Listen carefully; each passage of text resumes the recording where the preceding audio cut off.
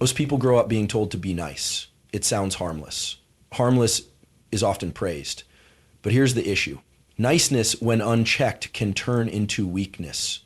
Not because it's inherently bad, but because most people use it as a mask to avoid discomfort. That mask eventually replaces their identity. So let's dissect this at its core. What does being nice actually mean? Nice is the tendency to say yes when you want to say no. Nice is apologizing for things you're not responsible for. Nice is nodding in agreement when everything inside you screams the opposite. And the worst part, it's rewarded temporarily. You get approval, smiles, maybe even praise. But what you lose is far more critical: authenticity, self-respect, and long-term trust from others. Now contrast that with kindness. Kindness is grounded in respect.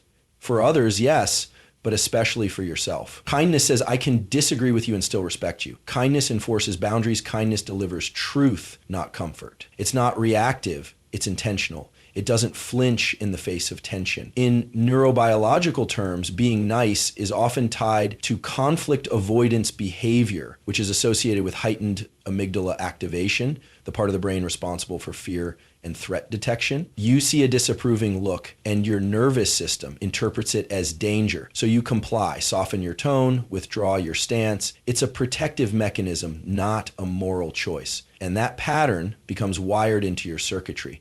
Repeated behaviors, especially those tied to emotional outcomes, lay down neurological tracks. Think of it like a river carving through rock. The more the water flows in one direction, the deeper the channel gets. If you constantly practice self-erasure under the guise of being nice, your brain learns that suppression equals safety. Over time, your identity erodes under the weight of social appeasement. But kindness, real kindness, activates entirely different systems. It relies on a calm and regulated nervous system. It recruits the prefrontal cortex, the executive part of your brain that governs decision-making, emotional regulation, and impulse control. Kindness is deliberate. It's controlled.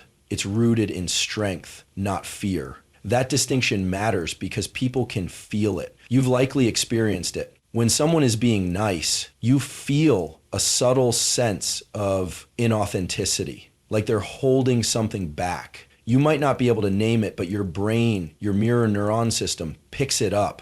That's why people who are nice all the time often get disrespected, overlooked, even used. Not because people are cruel, but because our brains are wired to trust clarity more than pleasantries. Kindness brings clarity. Niceness blurs it. In social hierarchies, from workplaces to relationships, people instinctively test boundaries. If you're nice to avoid confrontation, those tests become relentless. You end up overextended, undervalued, and quietly resentful.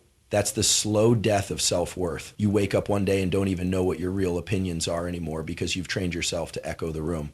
Kindness, on the other hand, can look like confrontation. It can sound blunt. It can feel uncomfortable, but it's always honest. And honesty builds trust. Trust builds influence. Influence builds leadership. The path starts with being kind, not nice. So the next time you feel that automatic urge to agree, smile, or shrink just to keep the peace, pause. Ask yourself, am I doing this out of fear or strength? Because your brain knows the difference, even if you haven't been trained to listen yet. Chronic niceness isn't a personality trait. It's often a stress response, hardwired into your nervous system through early conditioning, reinforced over time, and disguised as virtue. It's not about being good, it's about staying safe.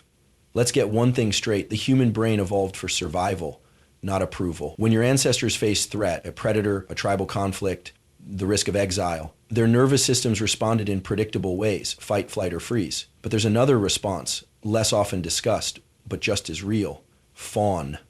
That's what chronic niceness is. The fawn response. Appease, please, disarm the perceived threat by being agreeable, overly helpful, and compliant. This isn't kindness. It's a subconscious negotiation with danger. When you constantly seek to please others, even at your own expense, you're not being morally superior. Your system is simply prioritizing short-term social safety over long-term self-respect. It's biological, it's chemical, it's neural. Let's break that down. When you perceive social disapproval, a raised eyebrow, a tone shift, silence in a conversation, your amygdala, the brain's fear center, lights up. It doesn't distinguish between being disliked and being chased by a predator. It just signals threat. That signal gets relayed across the HPA axis, hypothalamic pituitary adrenal, triggering a cortisol release, activating your stress response. Your heart rate increases, your focus narrows, your body prepares to either defend, escape, or in the case of niceness, submit. So what do? You soften your tone, you smile even though you're irritated. You agree with a viewpoint that contradicts your own. And here's the kicker, you feel relief. Neurologically, that moment of appeasement releases dopamine, the brain's reward chemical. Your brain starts to associate suppression of self with safety and reward. That's the danger. You start rewiring your brain to believe that your value is dependent on others being comfortable. It gets worse when repeated over time. Chronic stress without resolution leads to allostatic load, the accumulated wear and tear on your body and brain from being in a prolonged state of adaptation. This isn't just emotional fatigue, it's measurable. It alters your immune system, your hormonal balance, your cognitive function. Chronic people pleasers often report anxiety, burnout, identity confusion, and even autoimmune symptoms, not because they're weak, but because their bodies are stuck in a perpetual stress loop driven by a habit of avoiding disapproval. And here's the brutal truth. No amount of niceness can protect you from rejection. In fact, it often invites it. People don't respect those who bend endlessly. Respect is built on clarity, self-assurance, and aligned action, none of which coexist with chronic fawning. You become a utility, not a person. You train others to believe that your time, energy, and values are negotiable. That's not selflessness, that's self-erasure. From a neurological standpoint, the way out isn't to stop caring, it's to retrain your brain's response to perceived social threat. That starts by recognizing the internal alarm system the moment you feel the spike in anxiety when you're about to say no, voice a disagreement, or set a boundary. If you lean into that discomfort instead of backing away from it, you begin to reclaim your agency. Over time, facing that discomfort builds prefrontal control, the top-down circuitry that regulates emotions and overrides automatic fear responses. The more you assert your truth, the more you reinforce a new neural pathway. I can tolerate disapproval and still be safe. That's not just psychological growth, it's neuroplasticity in action. You weren't born to fawn, you were trained to fawn through repetition, reinforcement, and reward. And if it was trained, it can be untrained. Chronic niceness may have been necessary once in childhood, in unstable environments, in relationships where you had no power. But if you keep carrying that programming into adulthood, it becomes your cage. And the longer you stay in it, the more you convince yourself that the fear is truth, that being your full honest self is dangerous. When you make it a habit to be nice to everyone, to prioritize others' comfort over your truth, you begin to surrender something far more dangerous than just your opinions. You give up control over your life, slowly, subtly, and often without even realizing it. Every decision you make, how you spend your time, who you surround yourself with, what you tolerate and what you pursue, is shaped by one of two forces, internal alignment or external approval. The nice person constantly chases the latter. They scan the environment for what's expected, acceptable, or comfortable for others, and then adapt themselves to fit it. This adaptation might feel virtuous on the surface, but neurologically, it's a recipe for long-term regret and disempowerment. Let's talk about what's really happening in the brain. The human brain is governed by a delicate balance of systems. One of the most important for goal setting, planning, and action is the prefrontal cortex. It's your executive center.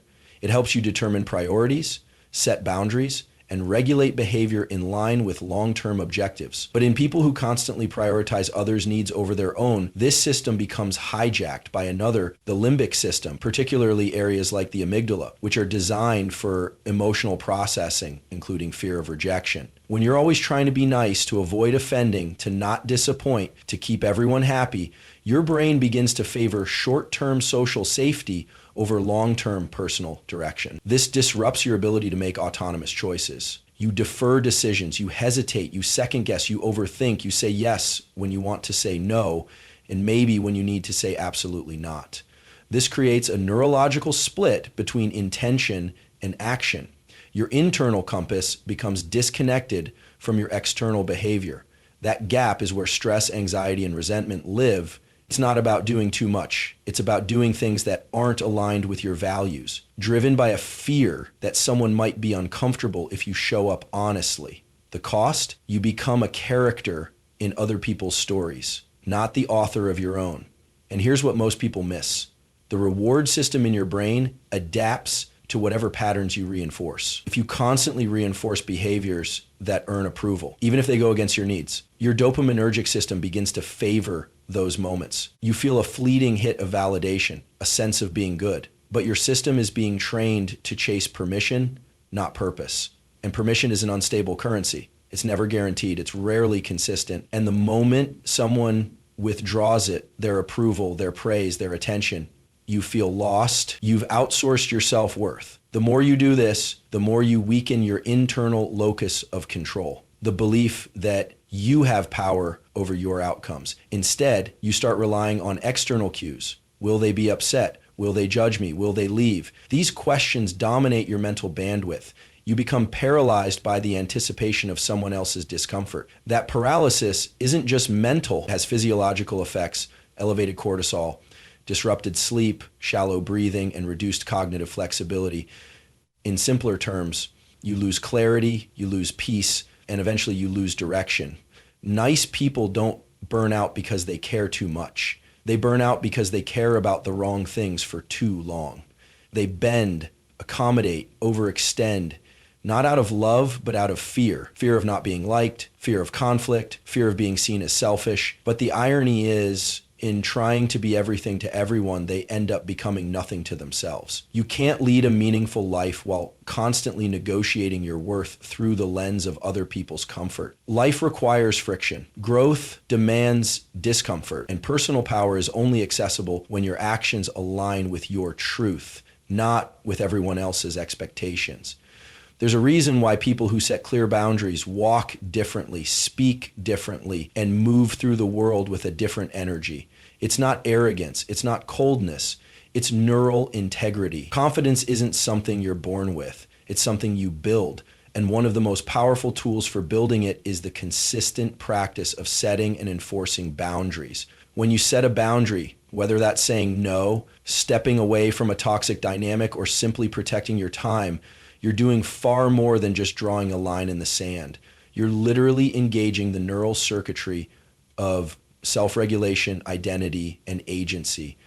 The moment you say, this is okay and this is not, you activate the prefrontal cortex, the part of the brain responsible for planning, decision-making, impulse control, and long-term thinking. This matters because the prefrontal cortex doesn't just help you think better. It anchors your identity. It's the part of the brain that says, this is who I am, this is what matters to me, this is what I will and won't tolerate. Every time you set a boundary, you reinforce that identity at the neural level. That's not just psychology, that's plasticity, the brain's ability to rewire itself based on repeated experience. Now contrast that with what happens when you consistently don't set boundaries. When you avoid conflict, say yes to things you don't want to do, or let people cross lines repeatedly, your brain doesn't stay neutral. You're still rewiring it, but in the opposite direction. You're strengthening the neural pathways of passivity, of external validation, of self-neglect. You're teaching your nervous system that your needs don't matter as much as keeping the peace.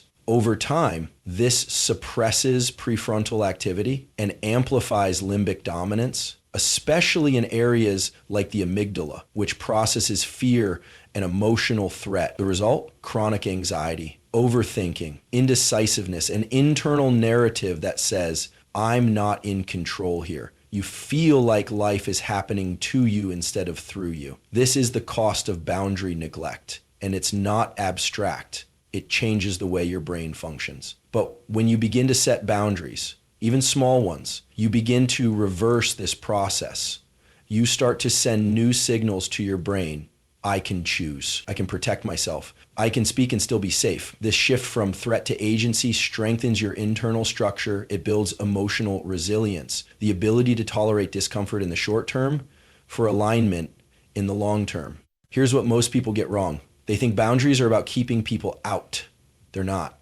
Boundaries are about keeping yourself intact. They create psychological space where your values can live without being trampled. And that space is critical for confidence, because confidence isn't loud. It's not about dominating others. It's about knowing where you end and others begin and acting accordingly. Let's go deeper. When you assert a boundary and stick to it, your brain rewards you. It releases dopamine, the chemical of motivation and progress. You feel a subtle internal lift, a sense of alignment. That internal signal becomes a feedback loop. Set boundary, feel stronger. Repeat. Over time, this becomes a new default. You begin to trust yourself more. You hesitate less. You speak more directly. That's not attitude. That's circuitry adapting to new behavior patterns. It's also important to understand that boundaries require tolerating internal friction. When you first start saying no or stepping back from dysfunctional roles you've played for years, the peacemaker, the fixer, the agreeable one, you're going to feel guilt, anxiety, even fear. That's not a sign you're doing something wrong. It's a sign your nervous system is recalibrating. You're confronting years, sometimes decades of learned behavior that equated self-sacrifice with safety. But safety isn't the same as growth. And the body can't tell the difference until you give it new reference points.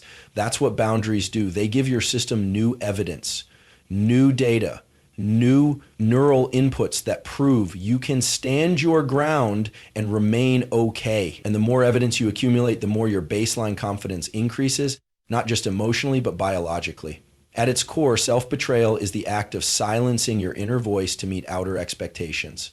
It's when you override your instincts, your needs, your boundaries, and even your values, not because you've grown or evolved, but because you've chosen to prioritize someone else's comfort over your truth. That's what unchecked niceness often becomes, a socially accepted, culturally reinforced form of self-betrayal. The betrayal doesn't start with one big act. It happens in small, almost invisible ways. You say yes to something that doesn't sit right with you. You let a comment slide that you should have challenged. You show up for others but keep skipping yourself. You downplay your opinions to avoid conflict. And maybe the world praises you for it. They call you easygoing, supportive, kind-hearted. But inside, something tightens. Each time you choose peace for them over honesty for you, you create a fracture in your identity. From a neurological standpoint, this is a critical moment. Your brain constantly collects and stores evidence about who you are and how the world responds to your actions.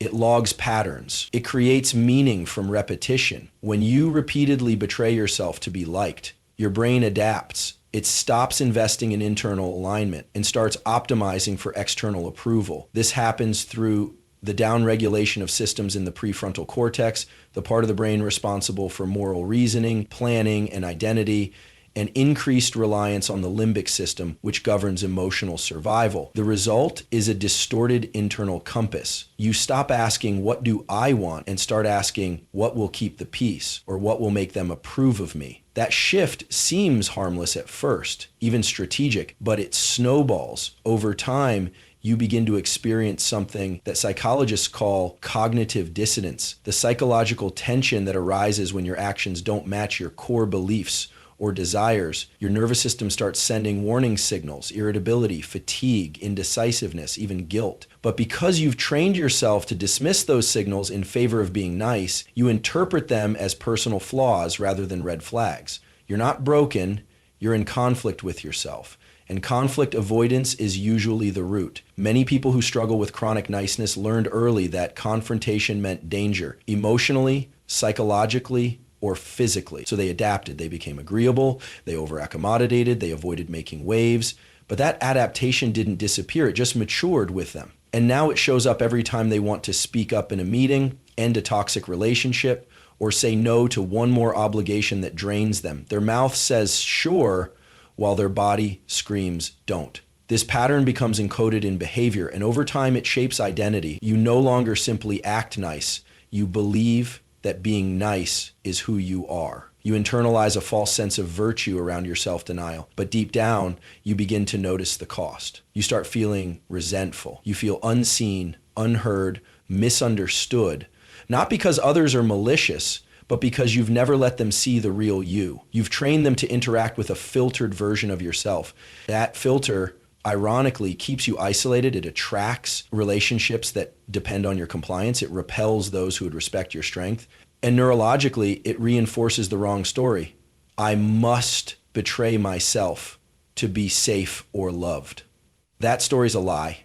The truth is, your body and brain are hardwired for integrity. You're built to live in alignment. Every time you honor what you really think, feel, and need, even when it's uncomfortable, your brain reinforces your sense of self. The anterior cingulate cortex, which plays a role in error detection and emotional awareness, becomes more attuned to situations that don't fit your values. The insula, which helps process internal bodily states, becomes more accurate at picking up signals when something feels off.